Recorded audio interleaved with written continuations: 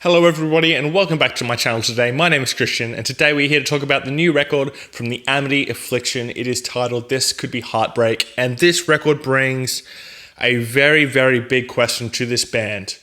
It is, will they evolve or will they just do the same thing they've done for the last two records? Now, I did get into the Amity Affliction on the Let the Ocean Take Me record.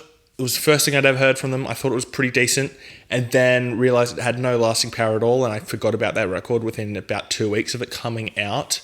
And then I went back and listened to their older stuff, Youngbloods and Chasing Ghosts in particular. I thought Chasing Ghosts was basically the same record as Let the Ocean Take Me, and thought Youngbloods was actually really decent. So after Chasing Ghosts and Let the Ocean Take Me being basically the same record with the same theme, same lyrical content, same structures, everything, I was very doubtful that the Amity Affliction were going to change their sound, especially after they released Shine On last year, which was a new song that sounded exactly the same.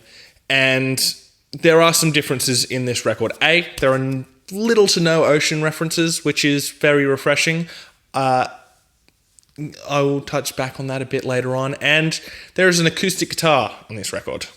For, maybe a minute, there's an acoustic guitar. Other than that, the Amity Affliction have repackaged the exact same album all over again. These are the same songs with just slightly different lyrics, taken the ocean themes out, replaced it with storms and weather instead of drowning. So they've learnt how to swim is basically the point on this record. They've learnt how to swim, but now the rain is coming upon them instead.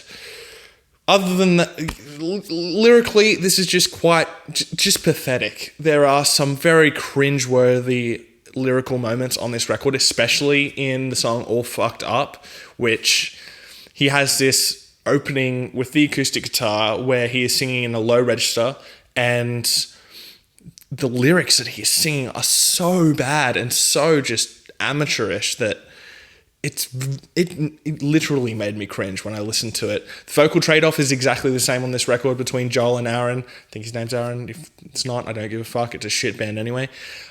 Vocal trade-off, as I said, exactly the same.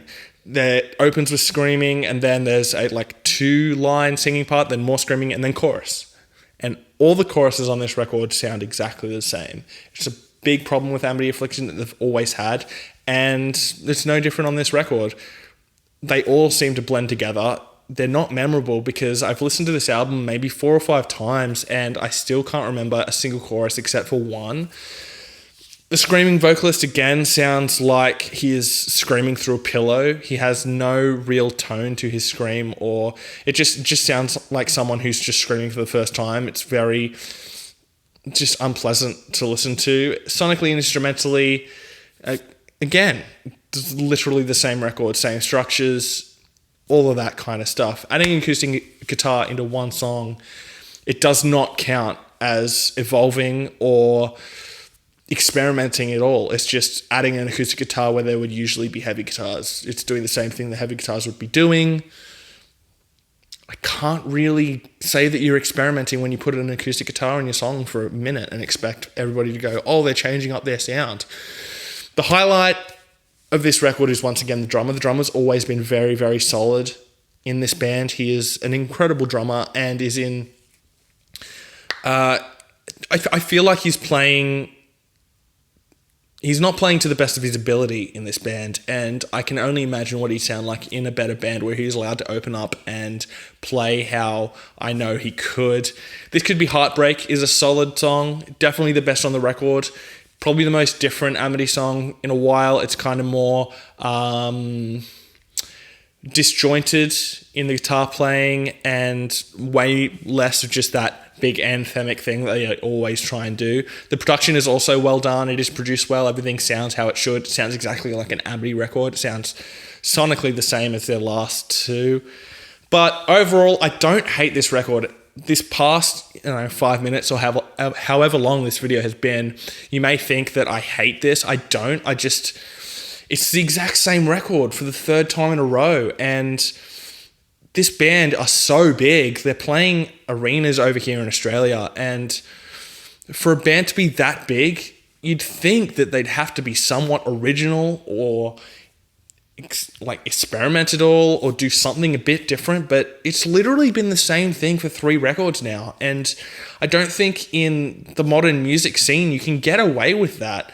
And I've seen a lot of publications reviewing this record point that out, that hey, they liked the last 2, but this is exactly the same thing again. What are you doing? It's just the same album repackaged and sold again. It is literally the definition of generic.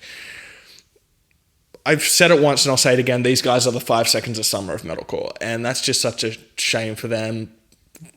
But at the same time, it's not. They don't seem like great guys either. Like, I'm not going to put a personal attack on them. I don't know them.